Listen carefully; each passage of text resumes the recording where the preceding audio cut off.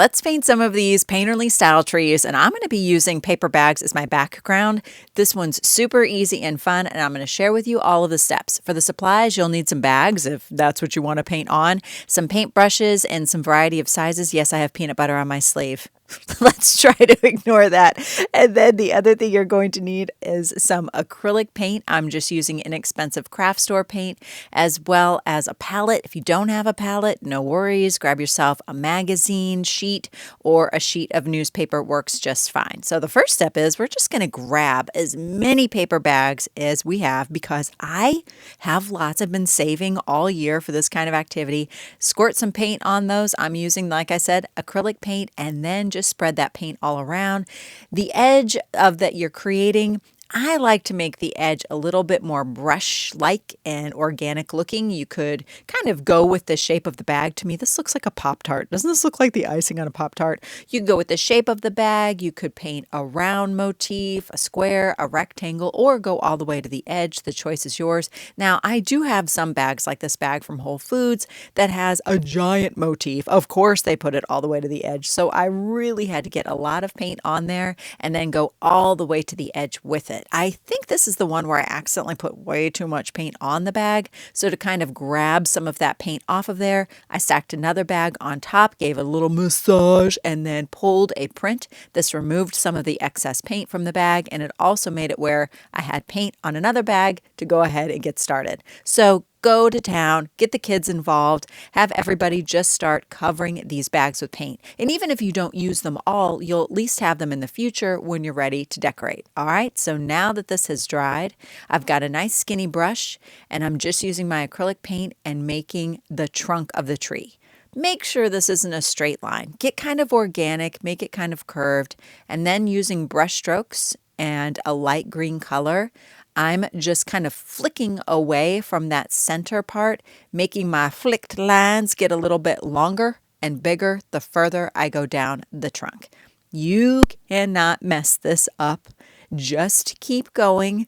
Don't sweat it. Just keep on making tiny flicked lines at the top that gradually get longer as they go toward the bottom. And you can mix up the colors a little bit. I've got that variety of greens that I'm using. I'm using a variety of brush strokes because if you think about it, a Christmas tree or an evergreen tree isn't going to be perfect, isn't going to be the same. It's going to have a bunch of different colors and a bunch of different shapes on it. So that's what you should go for. Right here, I was just trying to add a little bit more color throughout the tree so that it blends a little bit. If it helps, you could draw a triangle shape with your piece of chalk, starting at the very top of the tree, and then make a triangle shape that kind of goes down. It should be kind of a wonky triangle shape. Imagine like a Grinch tree where things are kind of wonky and different looking, because that'll make your tree much more interesting looking. That might help you have an idea of the space that you're working within when you're trying to fill in your tree. So if it helps to draw, you can actually look at my tree and see it's in a triangle kind of shape. If it helps to draw that first, I say go for it because the chalk line will disappear, or when the painting is dry, you can just kind of wipe it off. All right, so my thing here is you shouldn't be able to see the trunk through the tree. You can still see my vertical line going through the tree. So I'm going to work to try to get rid of that. And I'm slowly trying to bring out the bottom of the tree because it should be the widest.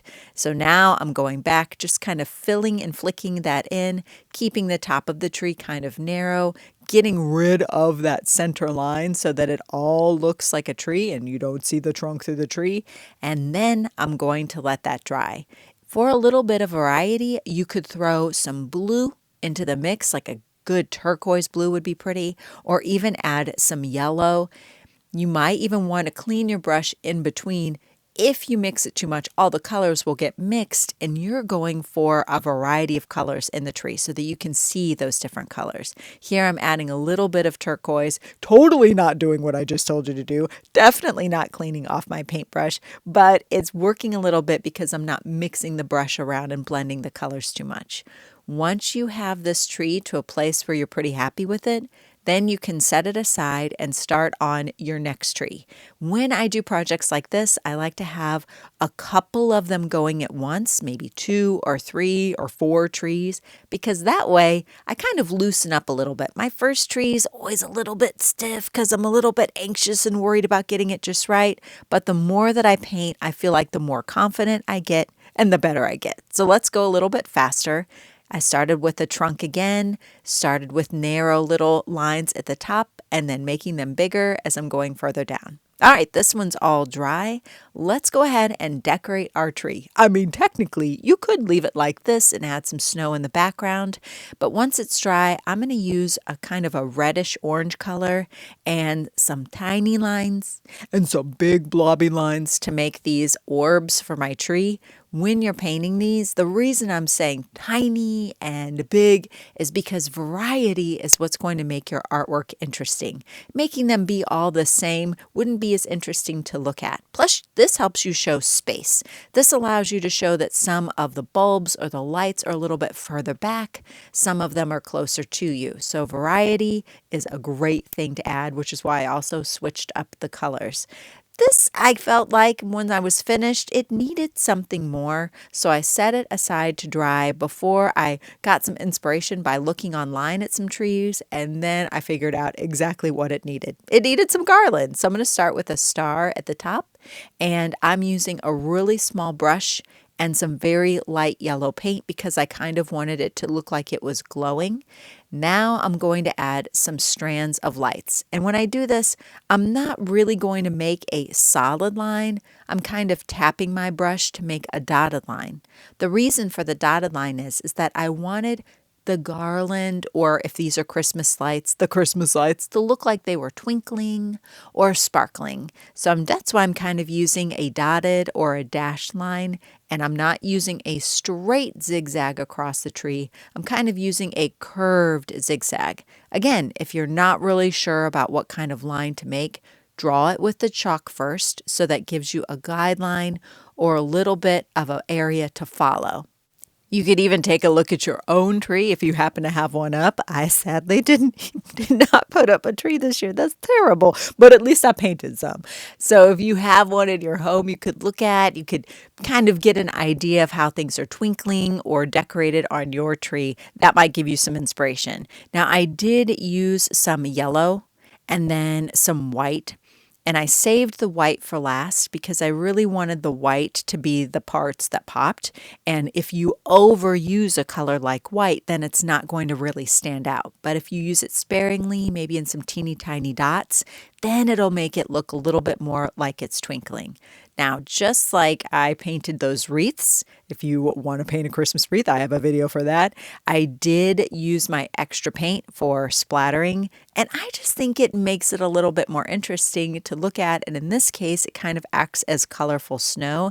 Never leave that paint just sitting on your palette. When you're finished painting, there's all sorts of things you can do with that extra paint.